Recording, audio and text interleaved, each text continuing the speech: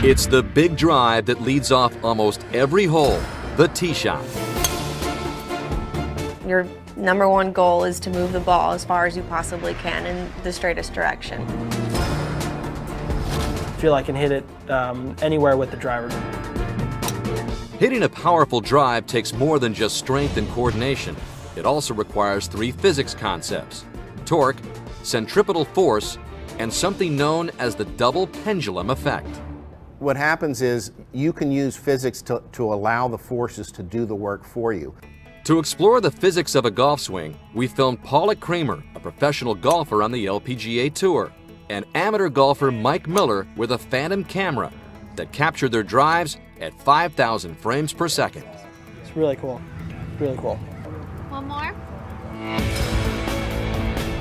Known as the Pink Panther because she loves the color pink, Paula Creamer has won 11 tournaments, including the U.S. Women's Open in 2010. Her shots are most notable for their accuracy. I don't miss many fairways. I don't miss many greens at all. I pretty much swing within myself. Part of the reason for Creamer's success on the golf course is her ability to master the double pendulum effect. A pendulum is a weight suspended from an anchor from which the weight can pivot or swing freely under the influence of gravity.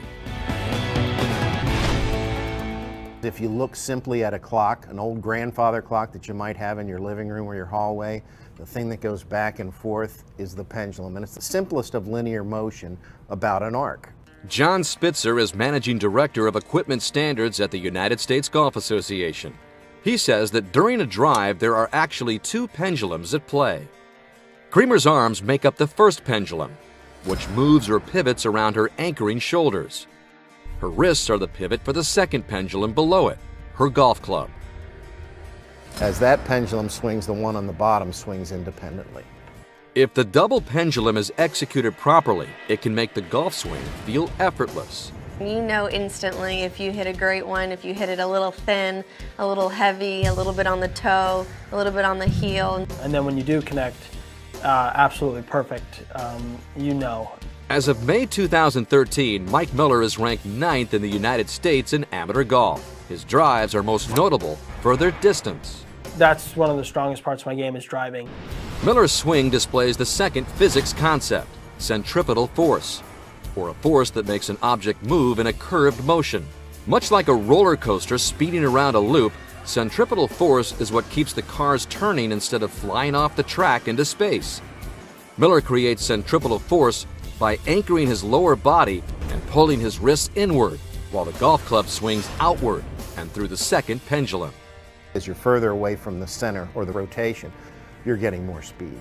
The bigger the circle, the less centripetal force is needed to continue rotating the golf club so that it can move faster and therefore hit the ball farther. The more you can turn and the more you can get that big arc in your swing, the farther you should be able to hit it.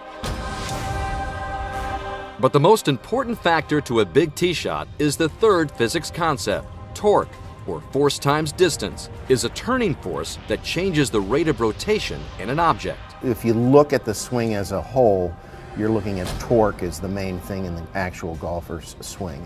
Think of a wrench tightening a bolt.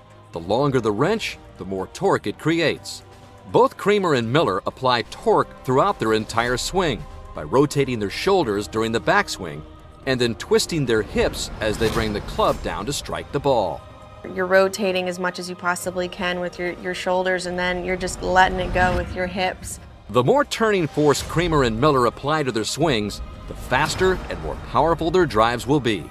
I was able to notice that how much torque I'm creating. I never really thought about it until you really see it in slow-mo with the Phantom camera, and it's really cool. Torque, centripetal force, and the double pendulum effect, the key concepts in the physics of a golf swing.